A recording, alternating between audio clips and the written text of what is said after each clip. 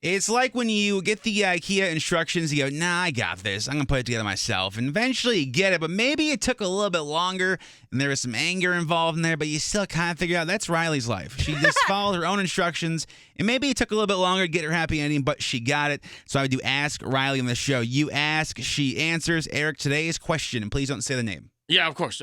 Hey, Riley. Hi. I think you're absolutely amazing.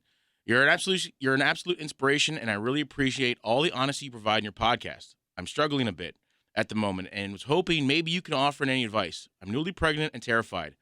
My boyfriend is supportive but not happy about my decision to keep the baby. I'm sad and I can't be excited because of the circumstances, and everything is just so difficult. I'm 30, he's 29. We don't live together. He's honestly a bit of a man-child.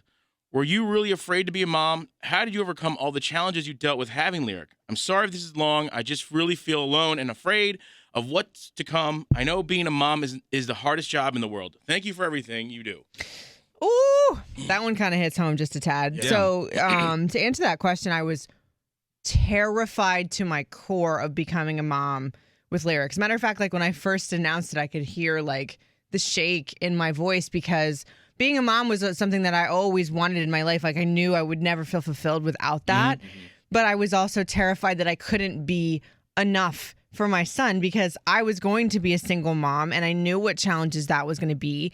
And full disclosure, I don't feel like I settled into enjoying being a mom at all until Lyric was like 5 months old.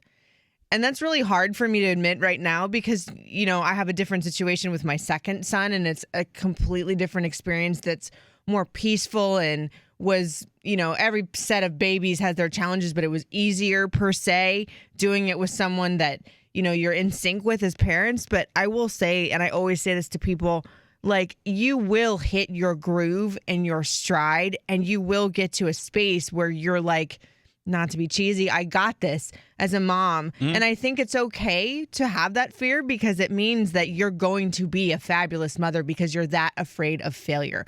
And it's okay to not get into your groove right away because it's in a crazy, insane time. Like I'd be worried, honestly, if you weren't terrified to be a mom. Mm-hmm. I'd be worried if you were like, meh, it's not a big deal because it's hard doing it in general. But also then doing it where you don't feel like all the cylinders are firing with your partner. As far as your boyfriend, I think it's okay for him too to be a little freaked out and a little bit scared because you're the one having the baby. Like I feel like fathers sometimes don't get that like that warning period, you know, when you're growing a baby, you get to be like, okay, this is happening. But for him, it doesn't necessarily happen until the baby's there.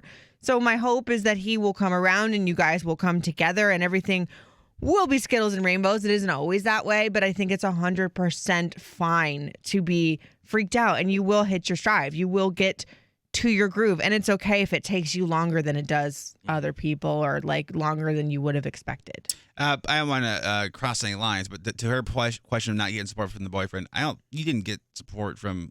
No. Okay. No. So I guess my question to you would be then, because I guess if you could tell yourself and what she's going through now of when you don't get the support from the person that should be supporting you because they're also involved in it, what do you do? You mean, should I go after that person for support? Or no, I mean like when they're not with you, they're not supporting that we're going through with this, having a baby. Ask for help.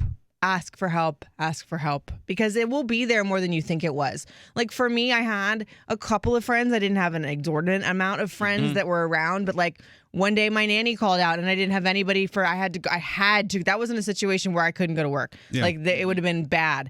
I called her at 4:00 in the morning, begged, and she's like, yes, 100%. So even sometimes when it feels like there is zero outside help, you'd be surprised at the people that will be in your corner. You have to ask though. I mean, that mom pride is there. You don't want to ask, and it's nerve-wracking, obviously, to have people help you, but you have to. Like, you have to be able to accept any kind of help it does take a village, no lie. Speaking from somebody that was a village of one for a long time, you definitely have to ask for help.